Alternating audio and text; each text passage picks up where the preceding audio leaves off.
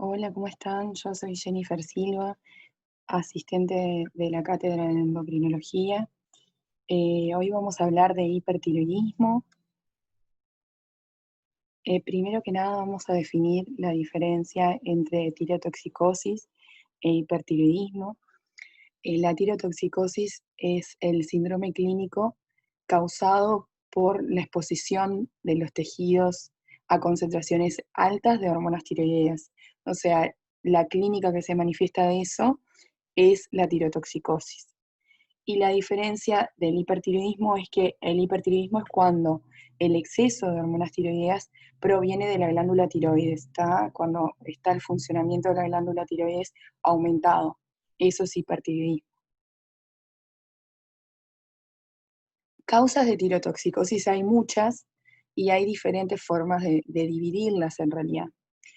Por aumento de la síntesis de hormonas tiroideas, o sea que sería hipertiroidismo, aumento de la síntesis, el centellograma, eh, el centellograma, que es un estudio de función de la tiroides, lo que va a aparecer como está funcionando de más, la captación aumentada. Y dentro de estas causas está la autoinmune como el Graves, la hashitoxicosis y autónomas como son el bocio multinodular tóxico y el adenoma tóxico. También hay las que solamente aumentan la liberación de hormonas que ya estaban formadas, o sea, se liberan esas hormonas y el centellograma no va a estar aumentado porque no es por aumento de función de la tiroides, sino por aumento de la liberación. Al revés, la captación va a estar disminuida porque hay como destrucción glandular. Acá hay todo un capítulo de lo que son las tiroiditis, hay muchos tipos de tiroiditis que hoy no vamos a abordar porque es muy largo, pero ahí tienen algunas. Después también hay aumento de síntesis y o liberación, que el centellograma, dependiendo si está aumentada la síntesis o la liberación, si está aumentado o disminuida la captación. Y acá está dentro de, como ejemplo, las inducidas por yodo, que, por ejemplo la miodarona y los contrastes que tienen alto contenido en yodo pueden inducir este tipo de tirotoxicosis. Y después siempre tener presente frente a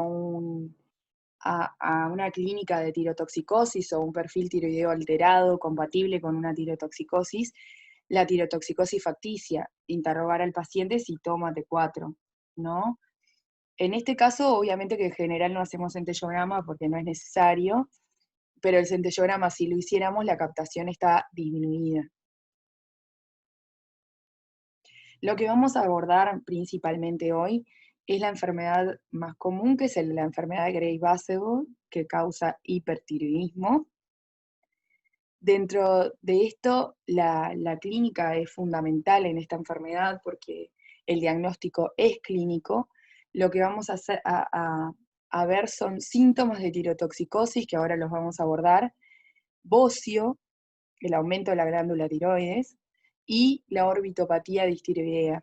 ¿Por qué le digo distiroidea? Porque el 95% de las orbitopatías son causadas por la enfermedad de Graves-Basedow, pero hay un porcentaje, un 5%, que puede ser en contexto de un hipotiroidismo. ¿Tá? Y después lo otro también es el mixedema pretibial, que está presente en menos de un 5% de los pacientes con enfermedad de Graves-Basedow. En realidad, generalmente cuando está presente se dice que cursan un hipertiroidismo más severo.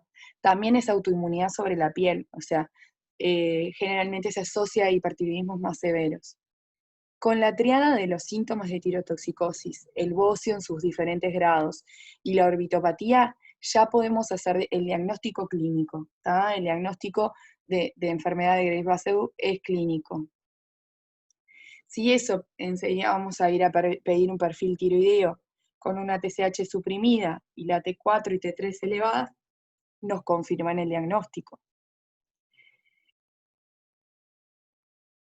Esto es una imagen de una paciente con un bocio grado 3, y no sé si 4 habría que ver el perfil, ¿no? el grado 3 es cuando se ve, se palpa, deforma el cuello. Cuando ya llega a deformar el cuello sería grado 3. Y en realidad tiene también la protrusión ocular. En la mirada del costado que puse la imagen recién, se ve una imagen con una gran orbitopatía distiroidea a la paciente, con una gran protrusión ocular.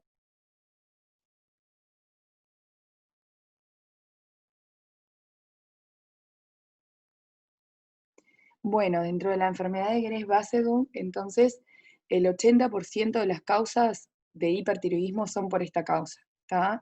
Es la etiología del el 80% de las veces de hipertiroidismo. Es una enfermedad autoinmune, lo que hay son anticuerpos antirreceptor de TSH que actúan estimulando la glándula tiroides, ¿tá? Y como la mayoría de las enfermedades autoinmunes, es más frecuente en mujeres, pero cuando está presente en hombres es más severa. Esto un poquito de la fisiopatología, repetir, en realidad es un infiltrado linfocitario. Los linfocitos B son los que secretan los anticuerpos estimuladores del receptor de TSH, que estos llevan a hipertrofia e hiperplasia de la glándula produciendo el bocio y llevando aumento de la producción de hormonas tiroideas. Y bueno, ahora vamos a hablar un poquito de orbitopatía.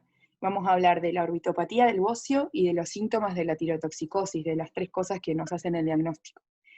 En realidad decir clínicamente la orbitopatía está presente en un gran porcentaje de los pacientes. Se presenta junto con el hipertiroidismo, o sea que aparecen las dos cosas juntas, en el 40% de los pacientes. En un 40% de los pacientes puede estar presente antes de que tengan los síntomas de hipertiroidismo, ¿tá?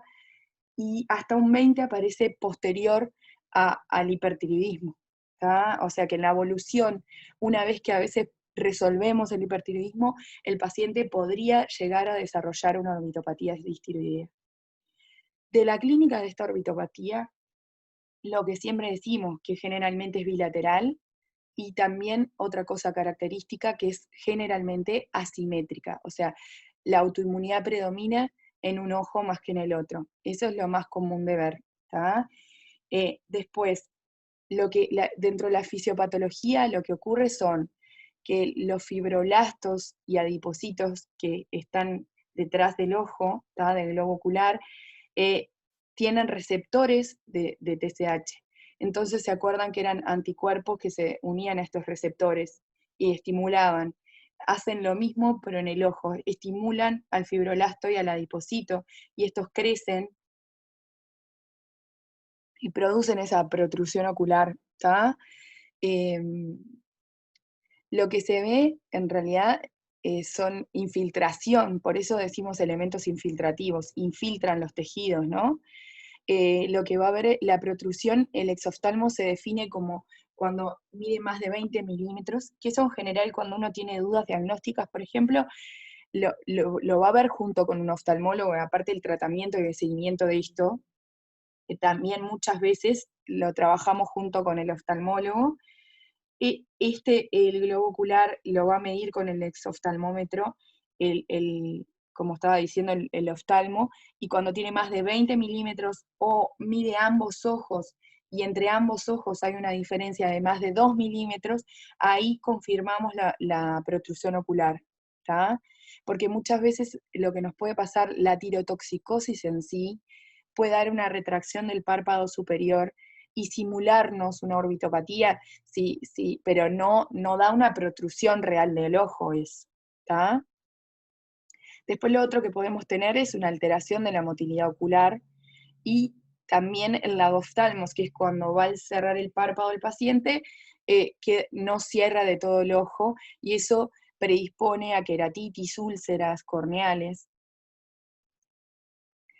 Como elementos infiltrativos, que es bien de lo autoinmune, ¿no? Sobre el ojo, va a haber hiperemia conjuntival, ¿tá? Todo un eritema, edema también, ¿tá? Que se le llama quemosis, que es como el sector, el edema de la conjuntiva, como que se arruga la conjuntiva, del ojo. Después tenemos también edema de párpados, ¿tá? El paciente muchas veces tiene un edema de párpados, del párpado superior, inferior, edema de carúncula e hipertrofia de la glándula lacrimal. Esos son los elementos de infiltración. Como les decía, hay cosas que, por ejemplo, la mirada brillante, la retracción del párpado superior, el lagrimeo, la sensación de cuerpo extraño puede ser solamente por la tirotoxicosis y eso no es igual a que el paciente tenga una orbitopatía infiltrativa. Después lo otro, la glándula tiroides. Generalmente tenemos bocio, ¿tá? Aunque sea un pequeñísimo bocio. Bocio se define como un volumen glandular mayor a 12 cc, ¿tá? Y generalmente tenemos bocio. Puede ser un bocio pequeño, puede ser un bocio grande, muy grande, ¿tá? Es muy variable esto. Pero dependiendo del grado de hipertiroidismo, vamos a ver diferentes tamaños de bocio, ¿no? Y también puede tener diferente consistencia ese bocio cuando lo vamos a palpar. Puede ser blando hasta firme elástico, ¿tá? Y la superficie también a la palpación puede ser lisa o puede ser lobulada, que nos simule, que nos queda duda incluso si tiene algún nódulo o no. Y a veces cuando no tiene orbitopatía infiltrativa puede tener diferenciales con otras enfermedades, ¿tá? Y lo característico que en la ecografía lo vamos a ver, la vascularización aumentada. Y otra de las cosas que puede presentar el paciente en el cuello en el examen físico es el bocio con un frémito y soplo, pero eso no es lo más como común. Se presenta en casos de un hipertiroidismo más grave, ¿tá? Por todo lo que tiene que ver con el aumento del flujo sanguíneo. Con respecto al hipertiroidismo en sí, a nivel sistémico, produce muchas cosas, las hormonas tiroideas regulan muchas cosas en todo el organismo, ¿tá? Eh, Generalmente son pacientes que aparte de esa cara característica, cuando entran al consultorio, ya en la sala de espera uno los ve y dice, esta persona tiene hipertiroidismo, y cuando ingresan generalmente son pacientes como muy característicos. Siempre se dice como la cara de la mano, la presentación es la mano, caliente y sudorosa. Generalmente son pacientes que tienen más calor, ¿tá? Que capaz que en invierno van con un buzo y no van abrigados, o con una remera fina, que tienen al examen físico las uñas quebradizas, blanditas, el pelo que está fino y quebradizo también. Después es un paciente que en cuanto entra se sienta y está nervioso, hiperactivo, ¿tá? Muchas veces puede tener también la habilidad emocional, que esté irritable, que te cuenta que tiene problemas en la casa o problemas en el trabajo porque está muy irritable, que puede estar incluso deprimido, que no descansa en las noches, ¿tá? Puede tener incluso alteraciones psiquiátricas. Hemos visto que un episodio psicótico y resulta que termina siendo un hipertiroidismo y tuvo esa forma de presentación. Bueno, después lo otro que siempre, que casi siempre se ve, el temblor fino de manos, de lengua, el temblor fino distal, al examen físico que tengan los reflejos vivos y enérgicos. Con respecto a lo cardiovascular, siempre decimos que las hormonas tiroideas son inotrópicas y cronotrópicas positivas, ¿tá? O sea, que tienen acción a nivel de la frecuencia cardíaca, produciendo una taquicardia, que generalmente es supraventricular. Lo otro que tiene también es que a nivel de las arterias periféricas producen una liberación de óxido nítrico con disminución de las resistencias vasculares periféricas, ¿tá? Entonces hay un aumento de la frecuencia cardíaca, hay mayor contractilidad ventricular, como dijimos, esto aumenta la fracción de eyección, ¿tá? Aumenta la presión sistólica por el aumento del inotropismo y todo eso, y aumenta la presión de pulso y la presión diferencial por esto de que aumenta la presión sistólica, disminuye las resistencias vasculares periféricas. Y también hay un aumento compensatorio del volumen sanguíneo. En un porcentaje de pacientes también se pueden presentar con una arritmia, una FA. Pueden también presentar insuficiencia cardíaca. No es como lo más común presentarse con una insuficiencia cardíaca, pero sí la pueden presentar. Y también lo otro que a veces no nos acordamos es que también pueden producir el hipertiroidismo un prolapso en la válvula mitral. Dentro de lo digestivo, son pacientes que tienen hambre, bastante hambre, tienen aumento del apetito, que tienen un aumento del vaciado gástrico y de la motilidad intestinal, y también hay una disminución de la absorción de grasas. Todo esto lleva a un aumento del ritmo intestinal que lo que produce es lo que decimos siempre, la hiperdefecación, que no es igual a diarrea, ¿tá? Movilizan más el intestino de lo habitual. Por todas estas cosas puede llegar a tener una desnutrición, con todo ese aumento del gasto energético que tienen, y todo esto que pasa con la motilidad intestinal y la absorción de grasas, pueden tener una desnutrición. Y lo otro que también pueden presentar estos pacientes es a nivel hepático, la tirotoxicosis más grave puede llegar a alterar las enzimas hepáticas y aumentar la fosfatasa alcalina también. O sea que a veces eh, al tratarlos mejoran la alteración hepática cuando empezamos un tratamiento.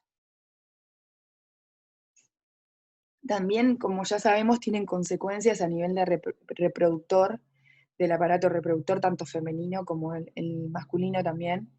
En la mujer puede tener alteraciones del ciclo menstrual con oligomenorrea. Puede haber alteraciones de la fertilidad y aumentan el número de abortos, pero algo importante siempre a tener en cuenta que son pacientes que igual pueden embarazarse. No son pacientes que no se va, estos problemas es igual a no me embarazo. Entonces siempre, como son pacientes que la edad de presentación es relativamente joven, ¿tá? El hipertiroidismo, siempre tener en cuenta la anticoncepción. Cuando hacemos diagnóstico de hipertiroidismo, va de la mano, si es una mujer en edad fértil, de anticoncepción, de explicarle a la paciente que si tiene un embarazo puede ser un embarazo de alto riesgo porque estamos previniendo complicaciones futuras de llevar un embarazo en hipertiroidismo que no es fácil. ¿Tá? Después, en el hombre, la impotencia sexual, la ginecomastia pueden aparecer, ¿tá? Puede aparecer una ginecomastia que se resuelve con el tratamiento, obviamente, porque aún hay como un aumento de la conversión de estrógenos periféricos y hay un desbalance entre andrógenos, estrógenos, y eso lleva a que puede el paciente tener ginecomastia. También hay una disminución de la libido, en ambos casos puede haber disminución de la libido. Y otra cosa importante es la repercusión ósea, obviamente que esto va a depender del tiempo en que tengamos a ese paciente, tanto de retraso diagnóstico o como de adherencia y resolver el tema del hipertiroidismo, cuánto tiempo el paciente esté en hipertiroidismo. Las hormonas tiroideas aumentan la resorción ósea. Entonces hay que tener cuidado con la osteoporosis. Son personas que en un futuro tienen más riesgo de osteoporosis. Entonces, cuanto resuelvamos antes el problema del hipertiroidismo y a su vez hagamos prevención de una buena ingesta láctea, eh, aporte de vitamina D de ser necesario, ¿tá? En realidad también son otras cosas para prevenir que en la evolución el paciente tenga una osteoporosis. Bueno, después también lo que tienen es debilidad muscular proximal, es como muy característico. Esto es una de las cosas características clínicas que tienen estos pacientes, que siempre lo interrogamos con dificultad en subir las escaleras, de ese tipo de características, como una debilidad proximal. Y al examen físico, como cuando lo vamos a buscar, cuando examinamos al paciente con hipertiroidismo, hacemos las maniobras de Plummer y de Lahey. La maniobra de Plummer es que el paciente va a flexionar el tórax sobre el abdomen, como un pequeño abdominal, con los brazos cruzados sobre los hombros, y no pueden hacer como ese pequeño abdominal, ¿tá? La maniobra Lahey es que el paciente sentado estira la pierna y la mantiene por 30 segundos, y eso no lo puede lograr porque tiene debilidad en los músculos. ¿Tá? Bueno, eso es más o menos, entonces hablamos de la triada diagnóstica, de los síntomas de la tirotoxicosis, de cómo es característicamente el bocio en estos pacientes y de la presentación de la orbitopatía. Ahora, en realidad, como dijimos, si tenemos las tres cosas al mismo tiempo, bárbaro, divino, ya decimos tiene el hipertiroidismo. Y si tenemos alguna de las patitas de eso, vamos igual a pedir un perfil tiroideo, ¿no? Lo que es de screening es la TSH, y lo que confirma es TSH, T3 y T4 libres. Cuando tenemos dudas, que en realidad dudamos, tiene bocio, tiene o no los síntomas de hipertiroidismo, cuando no es muy característico, es todo muy, que no queda claro, y el paciente dice, ay no, porque tengo insomnio, y a veces tengo palpitaciones, y uno en el examen físico no constata nada, y no queda muy claro, el screening se hace solo con TSH. Cuando ya tenemos un paciente con una clínica florida de hipertiroidismo, vamos a pedir directamente la TSH con T3 y T4, ¿está? Lo característico es la TSH disminuida, menor a 0,1, con T3 y T4 elevadas. Siempre decimos que en el hipertiroidismo es a predominio de T3, o sea que siempre está más aumentada la T3 que la T4 libre, 2 a 3 veces más que la T4 libre. Esa, por ejemplo, es una de las diferencias con lo que hablamos, que no vamos a profundizar, para no confundir también, porque sería muchas cosas. Las tiroiditis liberan hormonas preformadas, entonces tienen bastante T4 libre aumentada y no tanto la T3. Hay mucha conversión periférica y la T3 está realmente más alta con respecto a T4 libre. Después, lo otro que vamos a pedir, pero que ya tenemos el diagnóstico, es como a veces cuando se nos presenta alguna duda, si tiene un nódulo o no tiene un nódulo en el examen físico, sería cuando más nos puede aportar algún dato, pero no es indispensable, es la ecografía tiroidea. La ecografía tiroidea en estos pacientes, si es solo el hipertiroidismo, lo que vamos a ver es aumento de la glándula tiroides, como les dije, lo repito de nuevo, un volumen de más de 12 cc. Y lo otro muy característico del hipertiroidismo es el aumento de la vascularización. Es una glándula aumentada con vascularización aumentada. ¿Tá? Lo otro específico son los anticuerpos antirreceptor de TSH, que en nuestro país se piden en muy pocos laboratorios, es costoso y muchas veces no lo solicitamos por esto mismo, ¿no? En otros países del mundo se solicitan de control y se realiza seguimiento, es como parte del seguimiento, ¿no? El control de la TSH, T4 y T3 y los anticuerpos que van en descenso cuando mediamos tratamiento, que ahora vamos a hablar. ¿Tá? Van disminuyendo paulatinamente. ¿Tá? Después lo otro es el centellograma tiroideo, que en realidad, acá puse una fotito, esto lo saqué de internet, no es de un paciente de la cátedra, que en realidad lo que se ve es el aumento de la captación. Como les dije, el centellograma es un estudio funcional de la tiroides, que cuando hay mayor función hay mayor captación. ¿Cuándo vemos mayor captación? Cuando se borran las glándulas salivales, ¿tá? Cuando hay menos captación de esto con respecto a esto, es que esto está la captación aumentada, como se ve en esta imagen, ¿no? Eso es un centellograma de hipercaptación. Y esa hipercaptación es difusa, ¿tá? Como se ve, bien remeda a la forma de la glándula tiroides. Después del tratamiento, el tratamiento, por un lado, tenemos los antitiroideos de síntesis, que es el farmacológico. Después tenemos el radioiodo en la cirugía. Generalmente decimos que el radioiodo de la cirugía son los tratamientos definitivos, ahora lo voy a explicar un poquito mejor. De los fármacos antitiroideos, entonces, son las tionamidas, que sería el metimazol, y el propiltiuracilo, el PTU. Son las dos que contamos en nuestro mercado, que lo que hacen es inhibir la oxidación y organificación del iodo tiroideo, o sea, inhiben la síntesis de las hormonas tiroideas. dosis altas de propiltiuracilo también hacen que la conversión de T4 a T3 sea menor a nivel de los tejidos periféricos. Muchas veces en crisis tirotóxica se puede administrar intravenoso, por ejemplo, o dar a dosis altas para disminuir la conversión. Pero después, generalmente preferimos el metimazol. Se acumulan en la tiroides, los fármacos estos. Los antitiroideos siempre son el tratamiento inicial. O sea, cuando tenemos un paciente con toda esta clínica florida, va de la mano de empezar enseguida, cuanto antes, los antitiroideos de síntesis. Previo a su tratamiento definitivo, siempre tratamos de mejorar al paciente clínicamente, estabilizarlo. Y los antitiroideos de síntesis, al inhibir la hiperproducción hormonal, nos ayudan a estabilizar al paciente. ¿Tá? Podría optarse como a los antitiroideos como tratamiento definitivo, quiere decir intentar de que resuelvan el hipertiroidismo. Los que tienen más probabilidad de remitir solo con los fármacos son mujeres con una enfermedad leve generalmente, con bocios pequeños, con títulos bajos de anticuerpos si los pudiéramos medir. Esos serían los de elección que uno podría decir, bueno, capaz que solo con los antitiroideos se le va el hipertiroidismo, digamos.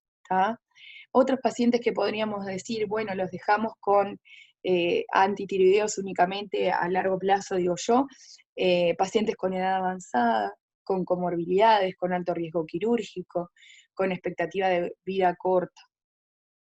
O cuando tienen la orbitopatía activa grave, moderada, grave, ahí al inicio no vamos a hacer yodo, ni vamos a, porque los podemos descompensar. Algo que no les dije es que la orbitopatía se puede descompensar por el hipotiroidismo o el hipertiroidismo. Entonces, en cuanto lleguemos a mantener una disfunción tiroidea, para los ojos es lo ideal.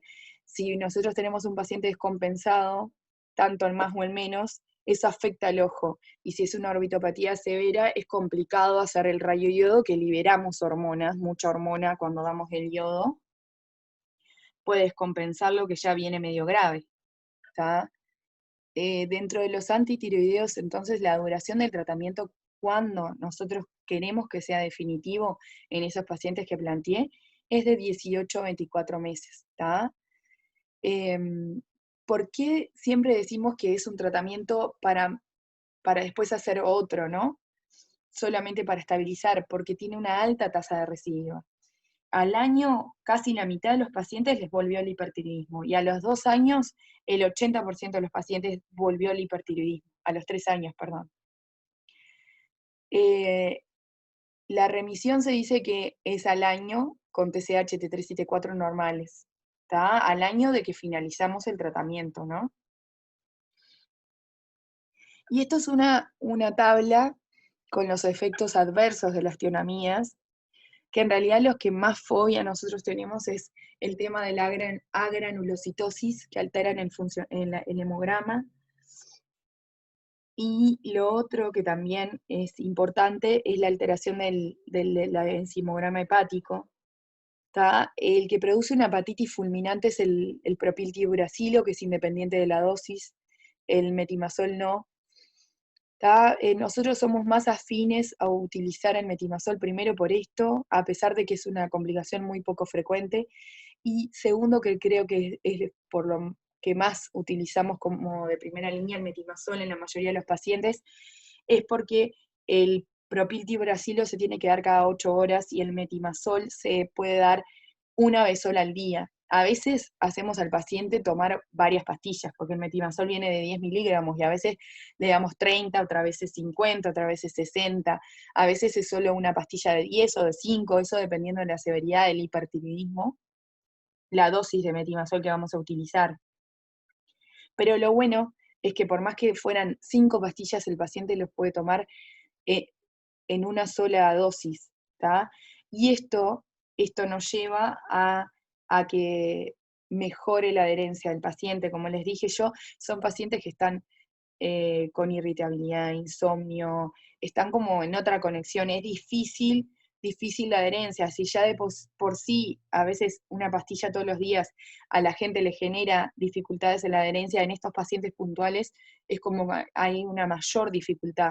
Muchas veces nos cuesta lograrlos captar hasta hacerle el yodo. Y a veces, si son pacientes jóvenes, lo hacemos por corto tiempo, el antitiroideo, y enseguida les hacemos la dosis terapéutica de yodo porque es difícil la adherencia. Entonces aparecen 2 años después o ingresados descompensados porque no logramos una buena captación del paciente.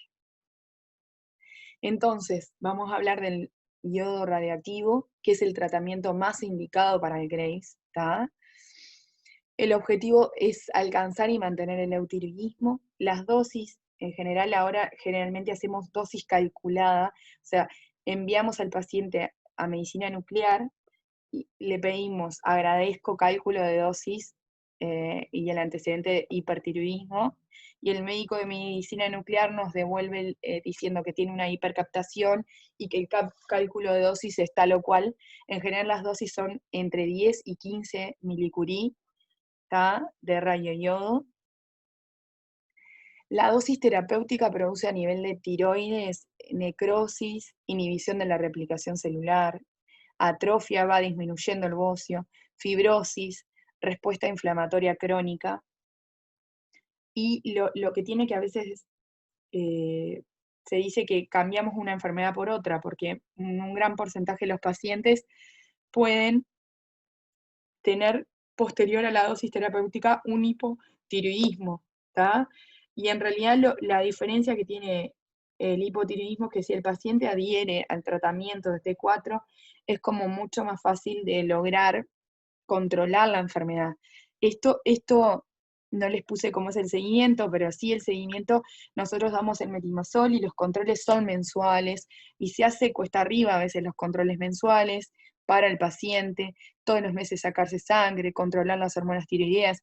A veces cuando logramos una función mantenida en el tiempo, como mucho, los espaciamos cada 3 meses, porque podemos bloquear de más, entre comillas, y que el paciente tenga hipotiroidismo, ¿está? Y otra cosa que les quería decir es que la mayor proporción, la mayoría de los pacientes, después de hacerle la dosis terapéutica, en 3 a 6 meses logramos que el paciente se solucione el problema del hipertiroidismo. Generalmente, hasta un año el radioyodo puede seguir actuando, entonces esperamos hasta un año para hacer una segunda dosis. Solo un 5% de los pacientes no responden a la dosis inicial y requieren una segunda dosis. Hay pacientes, por ejemplo, que ya de entrada se les puede dar un 30% más de la dosis calculada, que son pacientes cuando, por ejemplo, tuvieron una presentación cardiovascular muy marcada, o sea que eso es una presentación grave del hipertiroidismo, o que tienen alguna de las complicaciones de los antitiroideos de síntesis. Entonces, nosotros en esos pacientes que vos no vas a poder mantener el tratamiento con antitiroideos de síntesis post-radioyodo, se les puede administrar una dosis mayor. Si el paciente venía recibiendo, por ejemplo, 30 miligramos de metimazol, después de hacerle la dosis de yodo, en general les mantenemos el metimazol a mitad de dosis, ¿tá? Pero eso es muy individual y va a depender del seguimiento de ese paciente y la dosis que venía recibiendo previo a la administración de la dosis terapéutica, ¿tá? Es muy del especialista, pero sí quedarse con los grandes conceptos de cuándo, de cuándo se hace. En pacientes no es necesario que tengamos una eufunción para administrar el yodo. Si es una persona joven, sin riesgo cardiovascular, se puede llegar a administrar en la dosis terapéutica sin esperar a que el antitiroideo haga la gran cosa, si el paciente está estable en lo cardiovascular. ¿Ah? Se beta bloquea, que acá no le puse, pero sí, se beta bloquea, le podemos dar propanolol cada 8 horas, o le podemos dar atenolol, vamos controlando la frecuencia cardíaca y vemos si aumentamos o no los beta bloqueantes. Nosotros muchas veces damos el atenolol también porque es en una sola dosis, entonces le decimos, toma el metimazol tantos pastillitas por día, y el atenolol media o una, dependiendo de la situación clínica del paciente, decían, ¿no? 50 o 100 miligramos, ¿tá? Y muchas veces lo otro que también usamos, que no lo puse como tratamiento, por ejemplo, si tienen insomnio o algo de eso, diazepam, ¿tá? No les den Plidex, el Plidex no está bueno porque el Plidex contiene yodo y cuando vayan a hacer la dosis terapéutica, les complicaron el partido del paciente, hay que esperar, ¿tá? Entonces eso sí es algo importante. Si trabajan el día de mañana como médico general, médico de familia, médico internista, lo que sea, no le den al paciente de esto algo que contenga yodo, porque van a complicar la captación cuando le vayan a administrar la dosis terapéutica. ¿Tá? Eso sí, le pueden dar una benzodiazepina, pero no que contenga sustancias yodadas. Después, lo otro, que sería como nuestro tercer paso, el otro tratamiento sería la tiroidectomía total. ¿Cuándo sí está indicada? Cuando es un bocio enorme, ¿tá? Un bocio grado 4. Y más que nada cuando ese bocio enorme, ¿tá? Obstruye la vía aérea. O sea, donde hay una contraindicación absoluta es cuando la luz de la tráquea la medimos, ahí es cuando tenemos grandes bocios, hay que pedir una tomografía. Si la luz de la tráquea es menor a 7 milímetros, tiene contraindicación absoluta para recibir el rayodiodo, ¿está? ¿En qué otros casos se puede optar por la tiroidectomía? Cuando hay fracaso terapéutico a los antitiroideos o al yodo. Como les dije, se puede dar una segunda dosis de yodo, y a veces yo he llegado a ver hasta una tercera dosis de yodo, ¿tá? Si uno dio 50 milicurí y no responde, es raro. Son pocas las veces, creo que he visto una, 2 veces en 10 años que hayan tenido que hacer cirugía porque no responde al yodo. Generalmente post-yodo, una maravilla, se curan, y si no, a veces con una segunda dosis que se administra un poco más grande que la primera, se curan, ¿tá? Y lo otro, obviamente que vamos a hacer una tiroidectomía si en el contexto de ese hipertiroidismo por un Graves tenemos un nódulo que tiene elementos de sospecha de malignidad. Ahí obviamente que vamos a preferir la cirugía. Dentro de las contraindicaciones relativas está la orbitopatía severa, por lo que les expliqué del yodo y el tema de la orbitopatía, pero a veces lo logramos estabilizar con antitiroideos y podemos esperar y la orbitopatía mejora y podemos hacer el yodo, pero si no se puede, es una opción terapéutica. Después el bocio, cuando es un bocio grado 3, ¿tá? Cuando es grande también podría llegar a ser una opción. Cuando la paciente tiene deseo gestacional a corto plazo, ¿tá? Y no quiere esperar ese año que decimos post que el yodo sigue actuando, que en realidad no se debería embarazar en ese año que el yodo sigue actuando, post administración, que no quiera hacerse yodo, que el paciente no quiera, o que el paciente prefiera optar por el tratamiento quirúrgico. Bueno, hasta acá sería hipertiroidismo. Me gustaría preguntarles en realidad qué dudas tienen. Seguramente tengan dudas.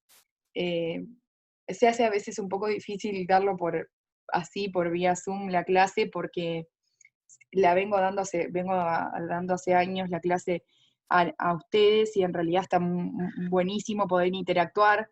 Será en otra oportunidad. Siempre las preguntas que tengan van a ser bienvenidas, ¿tá? De alguna forma tecnológica nos las pueden hacer llegar, y si no, estamos en el primer piso, en endocrinología. Y ahora vamos a hablar un poco de bocio multinodular, porque dentro de las causas más frecuentes, porque yo quise abordar las causas más frecuentes, está por un lado el Graves, y por el otro lado tenemos el bocio multinodular, ¿tá? La definición es la aparición de hipertiroidismo en un paciente que venía con un bocio multinodular no tóxico, ¿tá? Generalmente estos bocios son de mucho tiempo de evolución. Los nódulos vienen de años de evolución, y nosotros cuando seguimos los nódulos son dos cosas las que seguimos. Por un lado, la funcionalidad, que el paciente siga manteniendo una buena función, porque esperamos que a medida que esos nódulos crecen, algunos se pueden hacer autónomos y empezar a producir hipertiroidismo, T3 y T4 sin regulación. no responden a la regulación normal y eso produce un hipertiroidismo. O lo otro que pueda aparecer es algún elemento de sospecha o un crecimiento progresivo que nos dé síntomas locales y tengamos que resolver. Esas serían como las tres cosas que el endocrinólogo realiza en el seguimiento del bocio multinodular. También es más frecuente en mujeres, ¿está? El bocio multinodular. Aumenta la prevalencia con la edad, o sea, generalmente es algo que siempre está presente, siempre no, pero en un gran porcentaje de mujeres adultas mayores, y es más frecuente en áreas con déficit de yodo. Una cosa a tener en cuenta, que es muy importante, que me estoy yendo del tema hipertiroidismo, es cuando nosotros pedimos ecografía tiroidea. Ustedes que hacen medicina general, me parece que está bueno que sepan de que nosotros no pedimos a todo paciente ecografía tiroidea. ¿Por qué? Porque 7 a 8 de cada 10 pacientes vamos a encontrar pequeños nódulos en la tiroides. Entonces, en una paciente con un cuello delgado, que uno palpa bien la glándula tiroides y palpa algo pequeño y no palpa ningún nódulo, no es igual a ecografía tiroidea. En ese paciente no requeriría ecografía tiroidea, porque si nosotros le pedimos, lo más probable es que encontremos un micronódulo. El dedo tiene una sensibilidad de palpación de 1 centímetro, ¿está? Entonces, generalmente vamos a encontrar todo lo que sea más de 1 centímetro, que eso es lo que hay que estudiar, eventualmente puncionar o no, ¿está? Obviamente que si es una persona obesa, a veces los adultos mayores también tienen dificultades porque como que el bocio cae hacia abajo, como salmanubrio esternal, no se palpa bien, ¿está?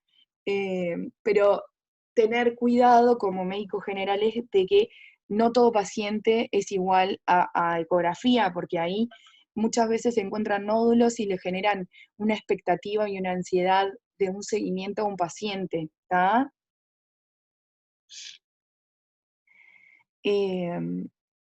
Después, entonces, volvemos al hipertiroidismo por el bocio multinodular. 60% van a ser por mutaciones activadoras en el gen del receptor del TSH, que entre nódulo y nódulo va a ser diferente esta mutación activadora, entonces eso hace que hay algunos nódulos funcionen más que otros. ¿Ah? Por mutación activadora en el gen de la proteína GS-alfa, y muchos nódulos no se sabe bien cuál es la causa de la autonomía. Y acá recalqué el síntoma del adulto mayor, ¿por qué? Porque en el adulto joven en general no difiere mucho. A diferencia del hipertiroidismo de Grace, estos hipertiroidismos, como les dije, van siendo como lentos y progresivos. Y generalmente los pacientes vienen en seguimiento, y entonces las hormonas tiroideas no están tan elevadas. La T3 y T4 no va a ser como en el hipertiroidismo que vemos T3 de 15, T3 de 27, T3 de 30, y no, hasta por arriba del límite del laboratorio. Acá son elevaciones más pequeñas de la T3 y T4, ¿está? Incluso puede haber hipertiroidismos subclínicos, quiere decir que tengan la T3 y T4 normales con la TSH baja. Entonces los síntomas van a ser como más leves que el hipertiroidismo de Graves, ¿está? Es como todo más lento, no esa presentación abrupta por autoinmunidad. En esto es todo progresivo por la fisiopatología, ¿está? Y a su vez, el adulto mayor es un mundo aparte, en el sentido que la presentación puede ser todo más tenue, ¿está?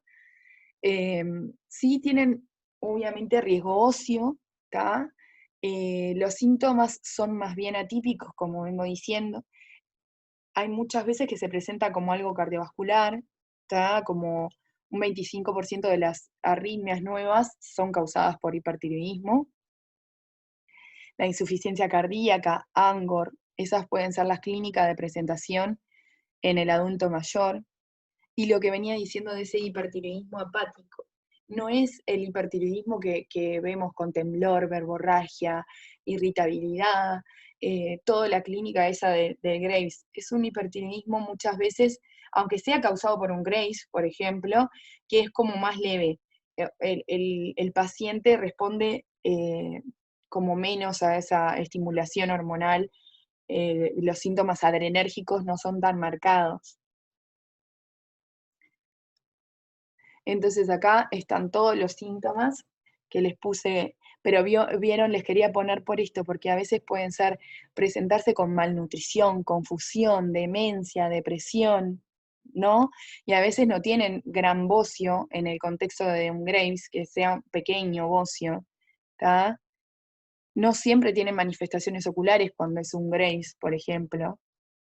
Igualmente, las causas de hipertiroidismo en el adulto mayor, la primer causa no es la enfermedad de Graves-Basedow. La primera causa en el adulto mayor es el bocio multinodular tóxico, la primera causa de hipertiroidismo. Le sigue el Graves y en tercer lugar el adenoma tóxico. Después, la ecografía nos va a aportar muchas cosas en estos pacientes, aparte del volumen glandular, cuán grande o no es ese bocio que viene de años de evolución, nos va a describir cuántos nódulos hay y si esos elementos tienen alguna característica de malignidad, que son todos esos que enumeré, las microcalcificaciones, que sea más alto que ancho el nódulo, que sea sólido hipocoico, que los bordes sean irregulares, que tenga la vascularización central caótica.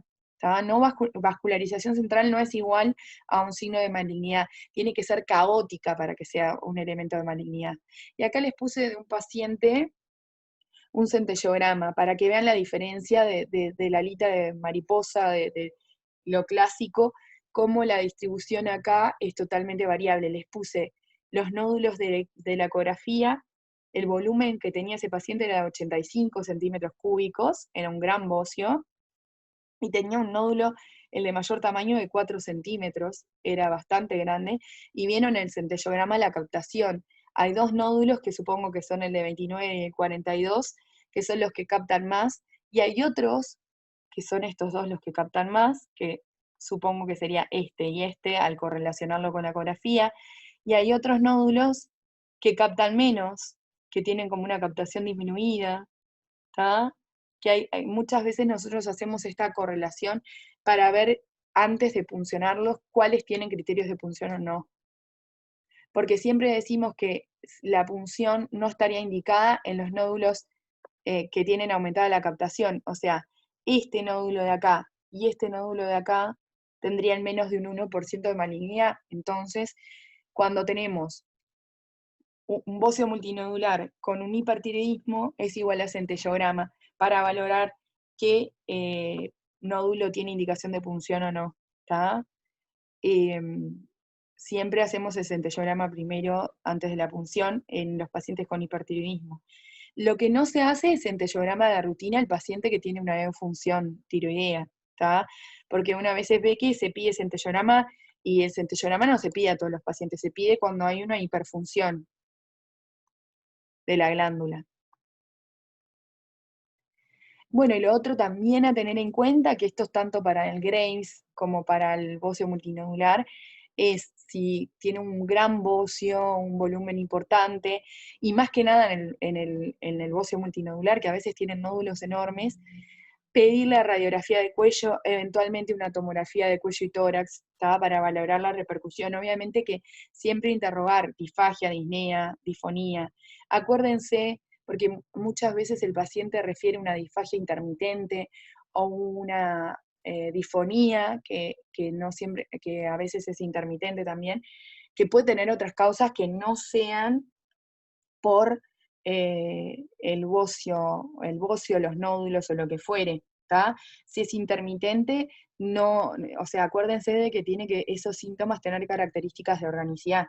Eventualmente, igual, si ustedes tienen un paciente con grandes nódulos, como el que mostré recién, no está mal pedir una radiografía, y si les queda dudas con la radiografía, si la vía aérea, cómo está, las características de esa vía aérea, pueden pedir una tomografía que midan esa vía aérea a ver si está comprometida o no. La mayoría de los nódulos y de los bóceos como que la desplazan y no la comprimen, pero hay un porcentaje, cuando son grandes, muy, muy grandes, que sí la comprimen, y hay que tenerlo presente porque eso nos va a cambiar la terapéutica muchas veces, ¿no? Como ya dijimos, en esos casos no podemos dar iodo y tenemos que hacer cirugía. ¿Tá? Lo otro siempre, la repercusión cardiovascular, evaluarla de forma adecuada, y todo lo que tiene que ver con el metabolismo fosfocálcico y la densitometría en estos pacientes adultos mayores, hay que evaluarlo, porque eventualmente solucionamos el hipertiroidismo, pero capaz que tiene una osteoporosis, y acuérdense que una fractura de cadera tiene un 30% de mortalidad al año, o sea que no es menor valorar cómo está el paciente desde el punto de vista cardiovascular y óseo.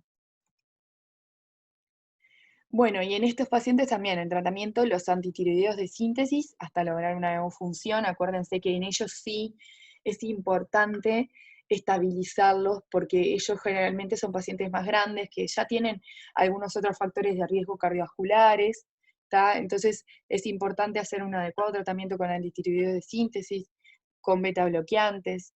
El tratamiento definitivo es el de elección el radioiodo. El antitiroideo no cura los bóceos multinodulares ni los adenomas tóxicos, ¿tá? A diferencia de Graves, que un 20% les va a responder, como estuvimos hablando, en estos pacientes no va a pasar eso. Entonces, para curarlos tenemos que hacerle yodo. Las dosis de yodo son mayores, ¿tá? Son de 15 a 20 milicurie, pero también, de nuevo, cartita al médico de medicina nuclear. Agradezco realizar centellograma, bocio multinodular tóxico, con cálculo de dosis, porque si no le piden, ellos solo le informan aumento de la captación, con cálculo de dosis, y ahí les van a decir bien la dosis terapéutica, que ellos lo calculan dependiendo de la captación de los nódulos, del volumen glandular de ese paciente. Ellos definen cuánto, en algunos pacientes dan más que estas dosis habituales. Estas son las habituales, 15 a 20. Después, ¿en qué pacientes vamos a optar por la cirugía? En los que tenemos sospecha de malignidad. Esto de nódulo mayor a 4 centímetros era más antiguo, es controvertido si el valor realmente del tamaño nodular nos define una cirugía o no, ¿tá? Pero sí, si presenta síntomas locorregionales reales, con elementos de organicidad, eso puede ser una indicación quirúrgica. Y lo otro es cuando el bozo es plongeant, cuando tiene una prolongación endotorácica, porque esos pacientes responden menos al tratamiento con radioiodo. Entonces, la cirugía puede ser una elección definitiva. Obviamente, todo esto, acuérdense que la mayoría son adultos mayores. Hay que tener cuidado con el terreno del paciente, ¿no? Del riesgo anestésico quirúrgico es lo que nos va a definir las posibilidades terapéuticas de la persona, porque tampoco, o sea, si tiene un alto riesgo quirúrgico, capaz que no lo podemos operar, aunque tenga indicación quirúrgica y no le podamos hacer radioiodo porque la vía aérea es muy pequeña y tenga síntomas locorregionales. A veces es complicado definirlo, ¿está? Y acá solamente para enumerarles, quería comentar algo de hipertiroidismo subclínico que les puede pasar, enfrentarse cuando es hipertiroidismo subclínico, cuando la TSH está por debajo del límite inferior. Por ejemplo, en el clínicas el límite inferior del laboratorio es 0,27, o sea, menor a 0,27 con T3 y T4 libre normal. Ahí, ¿qué vamos a hacer? Vamos a repetir la dosificación hormonal en 3 a 6 meses, porque puede ser alguna alteración transitoria por una tiroiditis o otra causa que nos puede alterar el perfil tiroideo, y en realidad vamos a verlo en la evolución. Y esto, conceptualmente, que no todo hipertiroidismo subclínico se trata, ¿está? Siempre estamos más afines a tratar cuando es un paciente adulto mayor, más de 65 años, o cuando tiene alguna comorbilidad, sea cardiovascular, osteoporosis, o esté sintomático del hipertiroidismo, ¿tá? En esos pacientes consideramos tratar, ¿tá? Y bueno, les agradezco por escucharme, espero les haya sido de utilidad la clase. En realidad hay muchas cosas más para abordar. Esto sería como las cosas más importantes que creo que tienen que saber. Eh, si tienen alguna duda o pregunta, nosotros estamos en el primer piso del Hospital de Clínicas, a la derecha, al fondo. Los esperamos cuando necesiten lo que sea. Y bueno, y cualquier cosa, si se pueden hacer llegar algunas preguntas por vía mail o lo que fuere, eh, las pueden realizar, ¿tá? Eh, Saludos y a las órdenes.